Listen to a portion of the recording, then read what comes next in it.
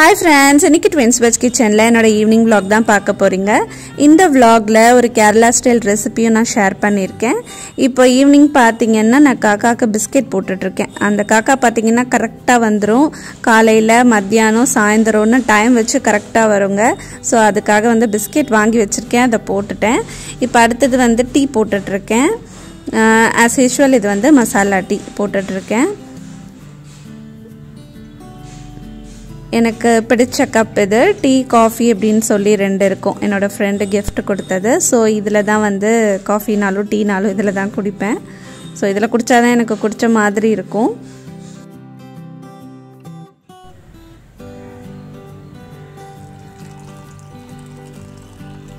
எனக்கும் என் ஹஸ்பண்டுக்கும் டீ போட்டுருக்கேன் இதோட பாத்தீங்கன்னா மிதுன் வந்து அங்க டான்ஸ் ஆடிட்டு இருக்கான் அதோட கிளிப் வந்து கொஞ்சமா நான் சேர்த்திருக்கேன் இப்போ நான் அது வந்து உங்களுக்கு காமிக்கிறேன் அவன் எப்படி ஆடுறான் அப்படினு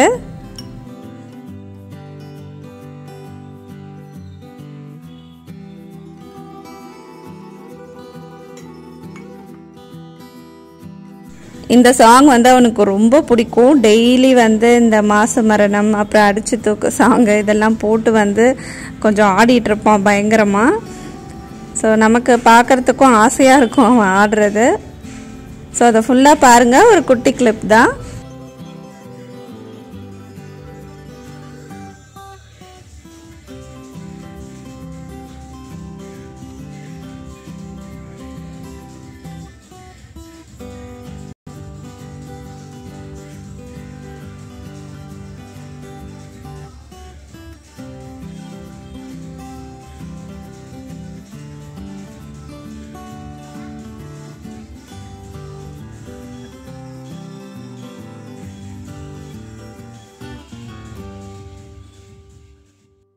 மிதுன் குட்டி பாத்தீங்கன்னா டான்ஸ் ஆடி ரொம்ப கலச்சு போயிட்டான் சோ அவனுக்காக இப்ப நான் ஜூஸ் ரெடி பண்ணிட்டு இருக்கேன் இது வந்து ஆப்பிள் கேரட் பீட்ரூட் போட்ட ஜூஸ் இது எப்படி பண்றதுங்கற வீடியோ கூட நான் அப்லோட் பண்ணிருக்கேன் லிங்க் கொடுக்கிறேன் நீங்க ரெஃபர் பண்ணிக்கலாம் நார்மலா மிதுனுக்கு வந்து ஆப்பிள் பிடிக்கவே பிடிக்காது சாப்பிட மாட்டான் ஆனா பீட்ரூட் ரொம்ப பிடிக்கும் அதனால இந்த மாதிரி நான் ஜூஸ் பண்ணி கொடுத்துருவேன் இதுல வந்து ஆப்பிள் சேர்த்திருக்கோம் அப்படிங்கறது அவனுக்கு தெரியாது இந்த மாதிரி உங்க குழந்தைகளுக்கு ட்ரை பண்ணி பாருங்க முதல்ல உங்க குழந்தைகளுக்கு என்ன ஃப்ரூட்ஸ் பிடிக்கும்னு கண்டுபிடிங்க அதை எப்படி வந்து டிஃபரண்டா கொடுக்கலாம் அப்படினு இப்போ வந்து அவனுக்கு அந்த பீட்ரூட் கலர் பிடிச்சதுனால ரொம்ப விரும்பி குடிப்பான் அதுவும் இந்த பாட்டில் வந்து அவனுக்கு ரொம்ப பிடிக்கும் இதுல வந்து ஜூஸ் குடிச்சோம் அப்படினா அதனால நான் வாரத்துல 2 நாள் கண்டிப்பா இத கொடுத்துருவேன் 2 நாளோ 3 நாளோ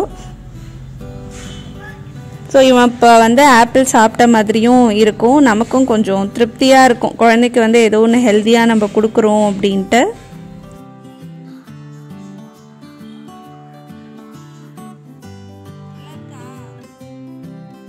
மிதுன் குட்டி ஃபுல்லா குடிச்சு முடிச்சிட்டான் இப்ப சம்மர் சீசன் ஸ்டார்ட் ஆயிடுச்சு பாத்தீங்களா அதனால டெய்லி குழந்தைகளுக்கு ஆப்பிள் ஜூஸ் சாத்துக்குடி ஜூஸ் மாதுளை ஜூஸ் அந்த மாதிரி டெய்லி ஏதோ ஒன்னு கொடுத்தா ரொம்ப நல்லது இன்னைக்கு டிஃபனுக்கு வந்து தோசையும் கேரளா ஸ்டைல்ல ஒரு குருமாவும் பண்ண போறேன் இதுக்கு வந்து நான் ஒரு அரை மூடி தேங்காய் துருவி வச்சிருக்கேன் பூண்டு பாத்தீங்கன்னா ஒரு 4 பல்லு பூண்டு சின்ன வெங்காயம் ஒரு 6 ல இருந்து 7 இது வந்து இத மூணுத்தையும் நம்ம அரைச்சுக்க போறோம் இப்போ இதுதான் இன்கிரிடியன்ட்ஸ் அரைக்கிறதுக்கு இத தனியா எடுத்து வச்சிரலாம் அதுக்கு அப்புறம் 2 பெரிய வெங்காயம் வந்து நறுக்கி எடுத்துர்க்கேன் அப்புறம் 2 தக்காளி 2 பச்சை மிளகாய் கொஞ்சம் இஞ்சி துண்டு இப்போ இது வந்து எப்படி பண்றதுன்னு பார்க்கலாம் இப்போ ஒரு கடாய் வச்சிருக்கேன் இப்போ கடாயில வந்து ஒரு 2 டீஸ்பூன் கிட்ட எண்ணெய் சேர்த்துக்கலாம் தேங்காய் எண்ணெயும் நம்ம ஆட் பண்ணிக்கலாம் ஏனா கேரளா ஸ்டைல் ரெசிபிங்கிறதுனால இப்போ 2 டீஸ்பூன் கிட்ட எண்ணெய் சேர்த்திருக்கேன் இப்போ கட் பண்ணி வச்சிருக்கிற 2 வெங்காயம் 2 தக்காளி பச்சை மிளகாய் இஞ்சி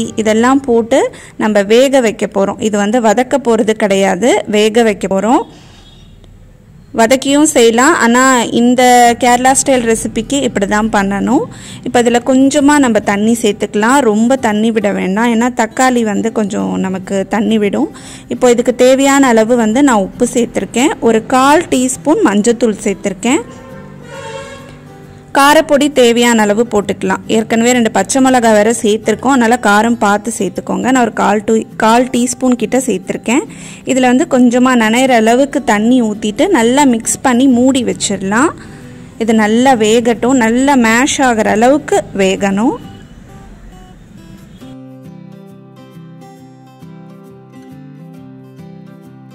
இப்போ அது வேகிறதுக்குள்ளே அரைக்க வேண்டியதை நம்ம அரைச்சி எடுத்துக்கலாம். அப்படியே வந்து பச்சையாகவே தான் போட போகிறேன். நம்ம நறுக்கி வச்சுருக்கிற வெங்காயம், பூண்டு, அப்புறம் தேங்காய், அரை மூடி வந்து தேங்காய் தேவைப்படுங்க இதுக்கு. அப்போ தான் நல்லா தாராளமாக நம்மளுக்கு சாம்பார் அந்த குருமா வரும். நம்ம தேங்காய் சட்னி அரைக்கிறப்பல அரைக்கலாம், ஆனால் ரொம்ப தண்ணி விட வேண்டாம். அரைக்கும்போது கொஞ்சமாக தண்ணி சேர்த்து அரைச்சிக்கோங்க. அப்புறமா தேவைப்பட்டால் நம்ம குருமாவில் தண்ணி ஊற்றிக்கலாம். நல்லா மையாக அரைச்சி எடுத்துகிட்டு வர போகிறேன். ஸோ இந்த மாதிரி நல்லா மையாக அரைச்சி எடுத்திருக்கேன். இந்த மாதிரி இருக்கணும். வெங்காயம் தக்காளி வந்து நல்லா கொதிச்சிட்ருக்கு. எந்த ஸ்டேஜில் இருக்குன்னு நம்ம பார்க்கலாம்.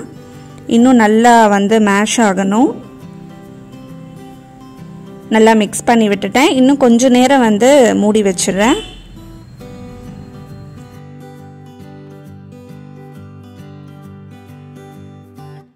ஒரு 5 to 10 minutes ஆகும் இது வந்து நல்லா மேஷ் ஆகிறதுக்கு. இப்போ பாருங்கள் கரெக்டாக இருக்குது, பார்த்தாலே தெரியுது.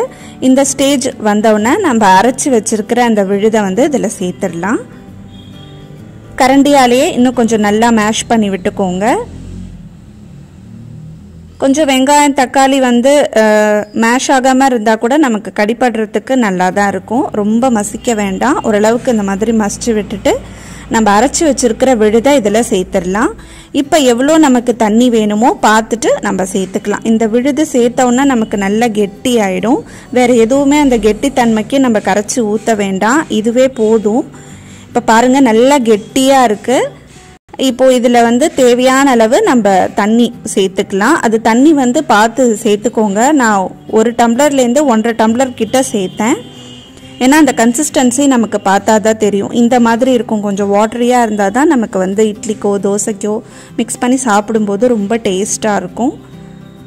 இப்போ ஆல்மோஸ்ட் இது ரெடி ஆகிடுச்சு. ஒரு கொதி வரட்டும்.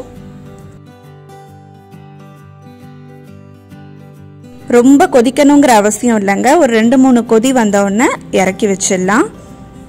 இப்போ இதுக்கு வந்து நம்ம தாளிச்சிடலாம். இப்போ தாளிக்கிறதுக்கு தேங்காய் எண்ணெயில் தான் தாளிக்க போகிறேன். இன்னும் நல்லா வாசனையாக இருக்கும் இந்த குருமாக்கு. ஒரு 2 டீஸ்பூன் கிட்ட தேங்காய் எண்ணெய் சேர்த்துக்கிறேன். இல்லை நீங்கள் ரீஃபைண்ட் ஆயிலில் கூட தாளிக்கலாம். இப்போது இதில் 1 டீஸ்பூன் கடுகு சேர்த்துருக்கேன்.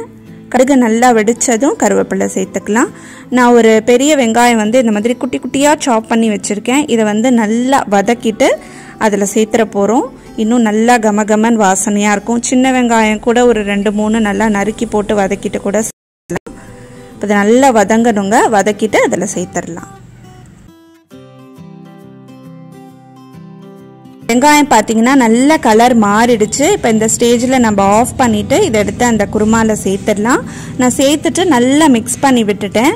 நல்லா கமகமன் வாசனையாக இருக்குங்க. ரொம்ப டிஃப்ரெண்ட்டான ரெசிபி, ரொம்ப நல்லா இருந்துச்சு சாப்பிடும்போது. நீங்கள் கண்டிப்பாக ட்ரை பண்ணி பார்த்துட்டு எனக்கு சொல்லுங்கள். இந்த குருமா பார்த்தீங்கன்னா தோசை, இட்லி, சப்பாத்தி எல்லாத்துக்குமே நல்லாயிருக்கும். ஒயிட் ரைஸில் கூட நம்ம மிக்ஸ் பண்ணி சாப்பிட்லாம். ஒரு டிஃப்ரெண்ட்டான ஒரு டேஸ்ட் இருக்கும். எப்பயுமே நம்ம ஒரே மாதிரி செய்யாமல் கண்டிப்பாக ட்ரை பண்ணி பாருங்கள். இப்போ டிஃபனுக்கு வந்து நான் இன்றைக்கி தோசை தான் பண்ண போகிறேன் குருமாக்கு. இப்போ தோசை வந்து சரியாக எடுப்படலை அப்படின்னா தோசைக்கல்லில் கொஞ்சமாக எண்ணெய் சேர்த்துட்டு இந்த மாதிரி ஒரு வெங்காயத்தை ஃபோக்கில் அப்படியே சொருகி ஃபுல்லாக அப்படி தடவி விட்டுட்டிங்க அப்படின்னா தோசை வந்து நமக்கு ஈஸியாக எடுப்படும். ஏன்னா வந்து பார்த்திங்கன்னா ஒரு சில நேரம் தோசை வந்து நமக்கு சரியாக வராது ஃபஸ்ட்டு தோசையே. அதே மாதிரி தோசைக்கல்லை வந்து சபீனா போட்டு தேய்க்காதீங்க. சபீனா போட்டு தேய்ச்சோம் அப்படின்னா ரொம்ப ட்ரை ஆகிடும். கொஞ்சம் அந்த எண்ணெய் பிசுபிசுப்பு இருக்கணும் எப்பயுமே. அப்போ தான் நமக்கு தோசை வந்து கரெக்டாக எடுப்படும். இப்போ பாருங்கள் எப்படி வருதுன்னு. அதே மாதிரி நீங்கள் தோசை எடுக்கிறதுக்கு முன்னாடி இந்த மாதிரி தோசை திருப்பியே ஒரு தண்ணியில் வந்து இப்படி டிப் பண்ணிவிட்டு எடுத்தீங்க அப்படின்னா நமக்கு வந்து ஈஸியாக வரும். இது ஒரு 2 டிப், இதை வந்து ஃபாலோ பண்ணுங்கள். இப்போ பாருங்கள் தோசை வந்து நமக்கு கிழியாமல் அழகாக வந்துடும்.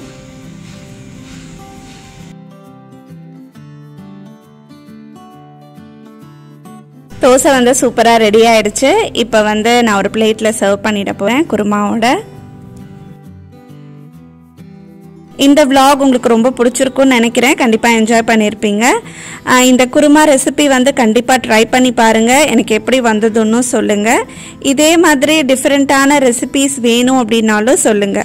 நான் வந்து நிறைய டிஃபரண்டான ரெசிபீஸ் போஸ்ட் பண்ணனும்னு நினைச்சிட்டு இருக்கேன். அதே மாதிரி ஒரு vlogலயும் உங்களுக்கு நிறைய டிஃபரண்டான ரெசிபீஸ் வரும். இந்த வீடியோ உங்களுக்கு பிடிச்சிருந்தா எங்க சேனலை லைக் பண்ணி சப்ஸ்கிரைப் பண்ணுங்க. உங்க கமெண்ட்ஸ் போஸ்ட் பண்ண மறந்துடாதீங்க. Thank you for watching. Bye friends.